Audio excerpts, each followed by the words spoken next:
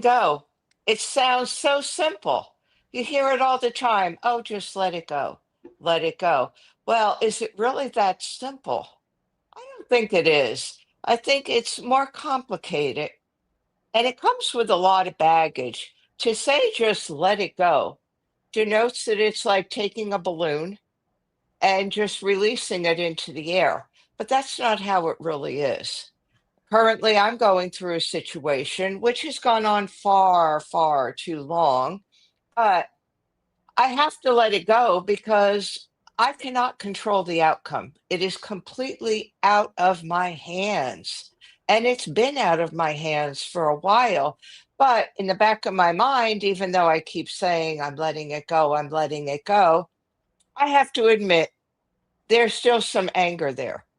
And that's why I'm having trouble letting it go because I'm looking for justice and justice may not be served. And I don't know that and I can't control that. So before I get to my other panelist, Jacqueline, I just wanted to say that I'm guest hosting this platform for Motivational Mondays.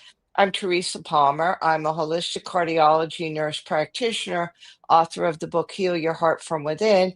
And the main work that I do is with women. Yes, I do general cardiology also, but my work is mainly with women, helping them to have lasting transformation or change. And by that, I mean you have to engage your heart. Your heart has to get engaged in order for change to be lasting because of emotional intelligence, the emotional engagement, the authenticity, and all that. So that's who I am. And now I will turn it over to Jacqueline, who will give you an introduction of who she is and give her take on, is it simple to let go? It is absolutely not that simple. People make it seem like it's simple, but it's really not. So let me just start out with thank you, Teresa, for us being here today. I am Jacqueline Brown, and I am a sovereign leadership architect, and I help women go to their next dimension in their life because we don't stay in one place. So high performing women sometimes get in a place where I've arrived. And I help them to see that there are more arrivals and to tap into those things that they didn't really know existed. These are very high performing, powerful women that still have so much that is untapped.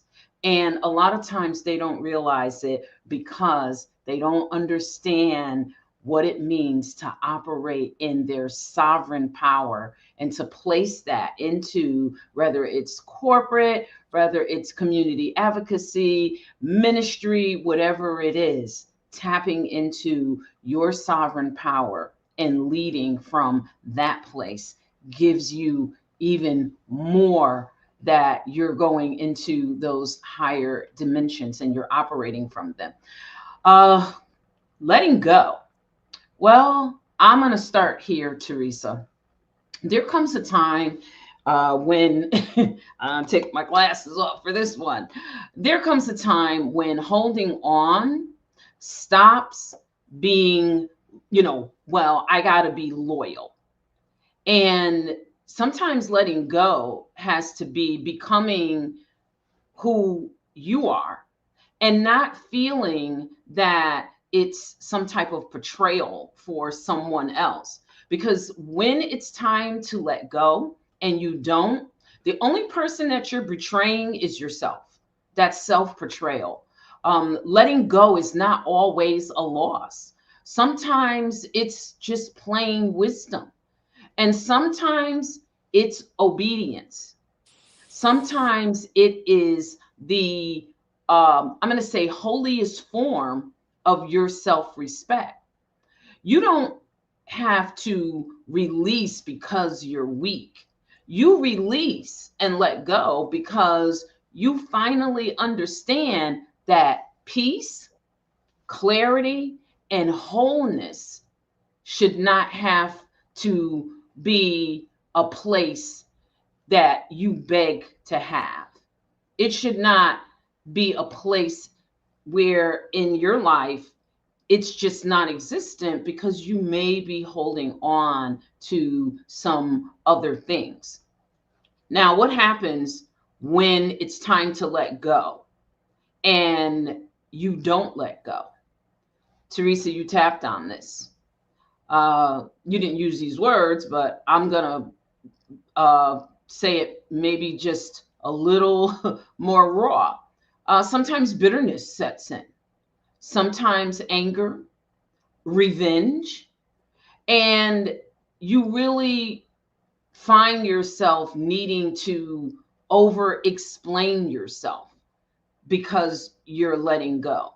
So when you hold on and it's not time and it's time to let go, and it's no longer time for you to hold on to those things that are not serving you as well as others. It's not about being selfish. It's about, is it serving you as you serve others? So some doors close because we've served the purpose for that particular assignment. Some people shift because their assignment in their life is moving to another level. And then sometimes people shift because their assignment in our lives or their life is complete. And so it comes that time to let go. And Teresa, I'm going to hand it to you because this is going to be a great conversation. We could talk about this a lot. So I want to tell me what you think. Yeah, I think you're absolutely right. In order to let go, you have to do the inner work. That means if there's any anger, you have to come to terms with it, and you really have to believe it. And I think part of not letting go is we want to hold on to something that once we let go, it may be a disappointment. It may be a disappointment for us because, especially if you have no control over the situation and you want a certain outcome, Mhm. you would like outcome A because outcome A benefits you. It's a fair outcome, say. Mhm. It's maybe something that you've been looking forward to, but that may not be what's in the cards for you. There may be another plan, and it goes down the drain because now you have to you're forced to let go if a decision is made about something, about, say, a career or something personal. If a decision is made, you have to let go of it. And you have to be prepared before that decision is made to Mhm. know that the outcome may not be in your favor. But as human beings, we don't like to hear that. Mhm. We don't want to think about that. We want to think, oh, everything's going to work out and this is going to happen and this is how I'm going to plan it and this is what I'm going to do. But again, that may not be what the plan is. And I think we get afraid, and it's a real fear to accept that plan of what do I do if what I think should happen that I'm having trouble letting go of. I'm holding on to it because I think the outcome should be this. What then do I really do when the outcome is that? And you have to be prepared to face those feelings. And we don't like to face feelings, unfortunately, because we've been conditioned that logically in our brain we should always be happy. That, oh, don't think negative. Oh, don't do this. Oh, think positive and it'll happen. Well, yeah, in some circumstances it does, but even thinking positive without believing it and without accepting the fact that the positive outcome may not be what you believe is positive. So there's so much that goes into it. And it's a scary place to be. You can't help but fear an outcome that may not be in your favor because then it's like, okay, I've exhausted all avenues, or what do I do now? Or, oh, I wanted that promotion so bad. And now what do I do? Because I really believe that was my fast track. and now it's been taken away from us. And I think that's the key. Something has been taken away from us if we believe that way, and that makes us the victim.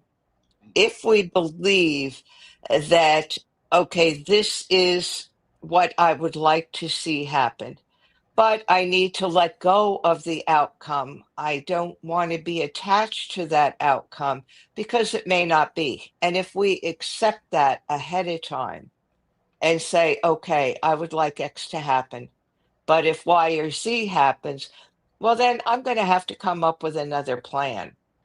If that's not my lot in life, then I'm going to have to do something else, or I'm going to have to think of a different way of looking at it.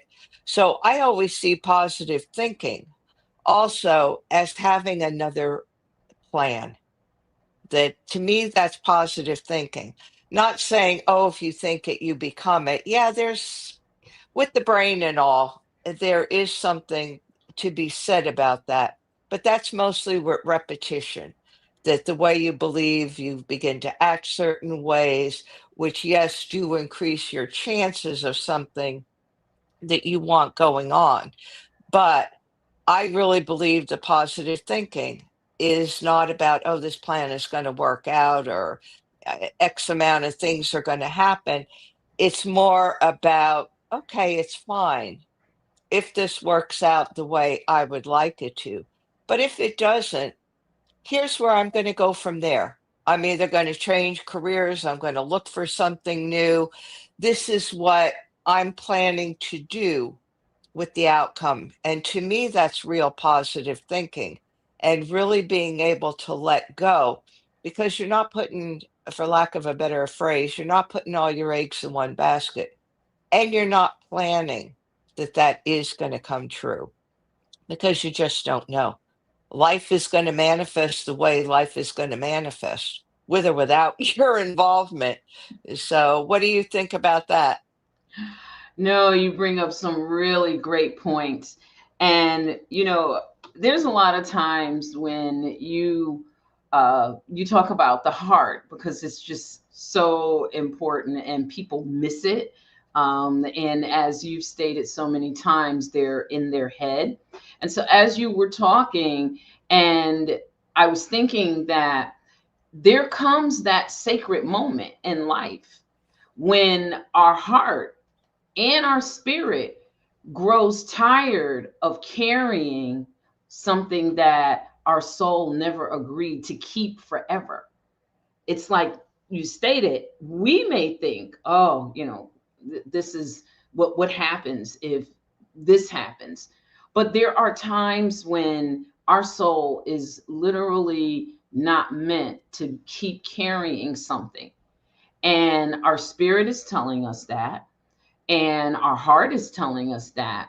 But for some reason, we stay weighted with it. There's a moment when the weight of holding on becomes heavier than the grief of just releasing it and saying, okay, now I need to move on to the next thing and not, as you said, think of it as being negative or being a failure. There are times when truth begins to sort of whisper at us, and it just begins to tell us that it's time to let go of you've served your purpose. It's time to let go and move on. And then there's the part where it's really speaking to us and saying, it's time to let go because it's draining you because you've held on to it longer than your purpose is destined for. There's the quiet voice that will tell us it's time to let go of what continues to dishonor you. Sometimes there are things that we've held on to them so long, they start to dishonor us because we didn't let go. And then there's times when it's time to let go of what keeps asking you to prove your worth to people, places, and patterns. And sometimes some of those things, not all, some of those things are really that we need to let go of are built to protect our peace. So I don't think of letting go as weakness.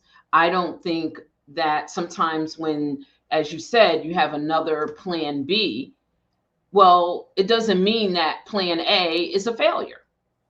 It doesn't mean that you're giving up. But here's something that it does mean when you let go, it means that your discernment is on point. And that's something I think we don't want to miss. And the discernment is going to come from the heart. Our discernment is going to come from the inner part of who we really are down on the inside. And when we listen to that heart and then apply it with our intellect, that's called maturity. That's the evidence that we have finally come into agreement and an alignment with what our heart, our spirit has really been trying to tell us all along. Because not everything is meant to hurt us that we decide we're not going to hold on to anymore. Not everything that shaped us is always meant to stay with us forever. Not everyone who walked with us is assigned to walk with us in the next season.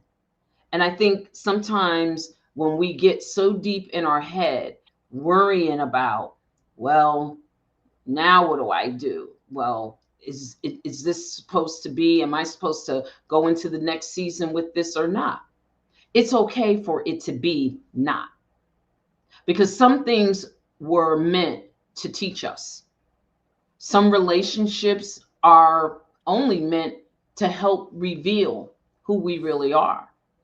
And some seasons, I'll say, are only meant to break the version of us that keeps settling for less. See, sometimes we're settling, and sometimes that version needs to be broken, and sometimes that includes letting go and allowing truth, allowing peace and more alignment to come in. So what do you think now, Teresa? I think definitely you made some good points. And I think we always view letting go in general as losing something, or I didn't succeed at something, or, oh, my life would be so much easier if this, because then I don't have to think about an alternative. But the truth is that in order to grow and to move on, we have to let go. And I'm going to use, I'm not being morbid here, but if you look at death, I work in healthcare, and I'm going to say I've had the honor of uh, of being with people or seeing people when they are transitioning, when they are going from the life as we know it to another life. And yes, sometimes there's a bit of a struggle, but then there's always peace. The features soften, it's come to terms with. And that allows someone then to transition into something else, because we don't know what that afterlife is. Nobody's come back to tell us what the next step is. But in order for that to happen, you have to let go of where you are right now. So, taking that example and using it more generally, yeah, if we keep holding on to something, technically we're really dying inside. Our soul is dying a little bit, our authenticity is dying a little bit. We're adding stress to our lives because we're not allowing that opportunity to grow. And if you think of a butterfly, the caterpillar, if that caterpillar held on and refused to come out of that cocoon, I mean, eventually the cocoon would burst around it and it would have to. But I had the pleasure of watching that process. And it really is a beautiful process of how that opens and how this butterfly emerges. Well, you think that caterpillar knew inside that cocoon that this transformation was taking place? Mhm. If they did, wow, that cocoon would just open right up like a door. But it doesn't. It opens little by little and it expands and it expands. And finally it just falls off and you've got this beautiful butterfly. So the caterpillar has no idea what it's getting itself into. And it's got time in that cocoon to think about it. It really does. And I'm sure it's scared to death thinking, oh my goodness, what's going to happen? What's going to happen? Let me out of here. But eventually, I believe that caterpillar says, I'm going to let it go. I'm just going to see what transpires from here. And I'll deal with it. When Mhm. I finally get out of this darn cocoon, I will figure it out from there. And I think as humans, we we kind of hesitate because it means we have to do more inner work and work in order to emerge from our cocoon. So I look at holding on as trying to stay in a cocoon or stay in something that either no longer serves you or isn't meant to serve you. Because if something is out of your control, as in my situation, there's nothing I could do about it. Absolutely nothing. I have to trust that what is going to happen is for the higher good, for me, for other people that are involved with it.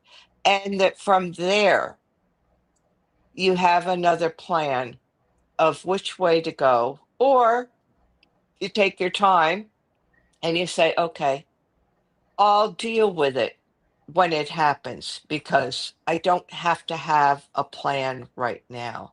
So I think it's just all about us realizing that things are going to happen with or without our permission, and we can't control everything. And like the caterpillar in a cocoon, we just have to wait and we have to see what happens. And I think it always works out for the best, even though at the time we might not realize it. Because if something doesn't work out in our favor, it may cause us some hardship, whether that's the loss of a friend, a job, a family member, anything, your health. We don't we don't see it first as this is what's going to serve me well. And I think that's what we need to do. We need to actually look at it, not that it's simple, but do that inner work and say, I trust in my inner guidance, I trust in a higher power. And whatever the outcome is, it's what's supposed to happen. And it is going to serve my highest good. So where do you go from there? You know, Teresa, you brought up such good points, and you're aware of the radical ascension to the next dimension that I teach. In addition, obviously, to the sovereign leadership authority and the power. Are you really standing in your power? And it ties into a lot of what you have stated. And I had someone to ask me, and this is, ties into when it's time to let go. And I'm going to say move into the next dimension. So we were going through the various dimensions and the mindsets and the outcomes that you experience from mindset in actions. And they asked me, well, what's wrong with this third dimension?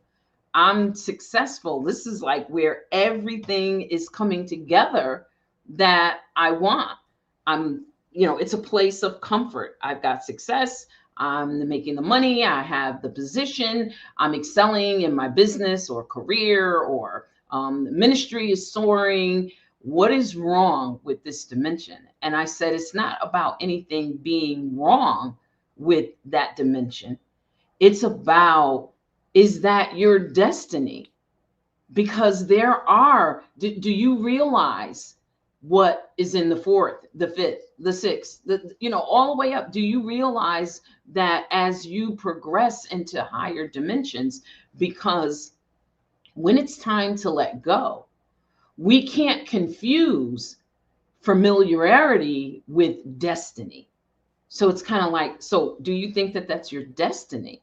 Just because something has been with us for a long time and we've been really successful at it, it doesn't mean that it necessarily belongs solely for our future. Just because we survived, it doesn't mean that, excuse me, we're called to continue in a cycle of, okay, I go through something, I recover. I go through something, I recover. Just because we love deeply doesn't mean that we must remain where maybe that love is no longer honored. And maybe staying in that place is really preventing us from realizing what is even a more powerful place for us in this earth. So there are moments when letting go can be the most powerful form. And I'm going to go back to what I said earlier, self-respect. When walking away is the clearest announcement that our healing matters. I need to kind of move on. And when release becomes a doorway to the next level of progress, we don't, when we're in that mindset, we definitely are not going to leave angry. We're not going to have to leave loud. And we don't have to leave with any bitterness in our heart. But what we do walk away with is our truth. Because our truth says, I can't abandon myself and keep myself at a particular place when I know there are greater levels, dimensions, greater powerful things that I'm destined to accomplish that not only benefit us, but the world around us and the people that are in our lives. And I think when we can look at it from that perspective, and when we can see things of growth versus, oh, wow, now what's going to happen? Who's going to be mad at me? I think it's at that point that we are really moving into a more mature, heart-centered, divine-led life that has outcomes that we probably never really dreamed of. Yeah. And also, you bring up two more topics, which we'll do in other weeks, is trust and forgiveness. That has to do with letting go. And I think the greatest lesson I learned with letting go was many years ago. I worked in mental health when I first started my career. Mhm. And one of the things we were taught was that we had a partner, and the partner stood behind us. And what we had to do was fall backwards, and we had to trust that the other person would catch us. And it was difficult because, you're just starting to work with these people, and it was part of our orientation Mhm. to get to trust each other, to trust to work together. And it was scary. It was scary, even though they put mats on the ground in case somebody really did fall or you couldn't hold on to somebody. It was a scary thing that all of a sudden you're just falling backwards and you don't know what the outcome is going to be. Is somebody going to catch me? Are they going to be able to hold on to me? Am I going to fall? And how am I going to feel? So, again, it's about trust. And I think letting go is about trusting ourselves that whatever the outcome is, and trusting a higher power that whatever the outcome is, it serves our higher purpose. And that things will go on. Things will go on and we'll find a way out of it. that regardless of what the situation is, it's not the end. There's something beyond that. And we have to trust that what is beyond that is in our higher purpose. So, any last words from you? Those were my last words. Any last words from you, Jacqueline? Yes, this has been so great, and I agree. I love the other topics. Yes, let's talk about them. But to just close out on what you just said, there's nothing noble about dying slowly in places that we've already outlived. And sometimes the next dimension of our life begins not with an acquisition, but sometimes it begins with subtraction, letting go. Something goes away so that something new can come in. A door closes, maybe a relationship shifts. Sometimes a dream changes form, and sometimes the vision of what we thought begins to unravel. And then, as you gave the example of the caterpillar and the cocoon, sometimes it's being in the cocoon and knowing that what is going to unfold is going to be something greater, something more beautiful. And so the I'm going to say holy undoing of letting go, we discover that it's not working for a destruction of us. It's really working to deliver us into what's next, that we just continue to grow, to blossom, and to prosper. So That was beautifully said. And I would like to thank people for their comments. We do have a couple people commenting. One person is commenting in another language, which I do not understand the language. Um, but thank you for your comments and thank you for joining us today. Jacqueline, thank you for joining the conversation. And it's a conversation that certainly could continue on the lines of trust and forgiveness. And I want to thank everyone and our subscribers and those of you on different social medias that are listening to us today and watching, and those that will be listening and watching the replay. I hope that we gave you some good information, some information that you could take and you could use it in a way that resonates with you. So thank you again for joining us from everybody at the Own It family. We thank you, and we will see you next week. Goodbye, everyone. I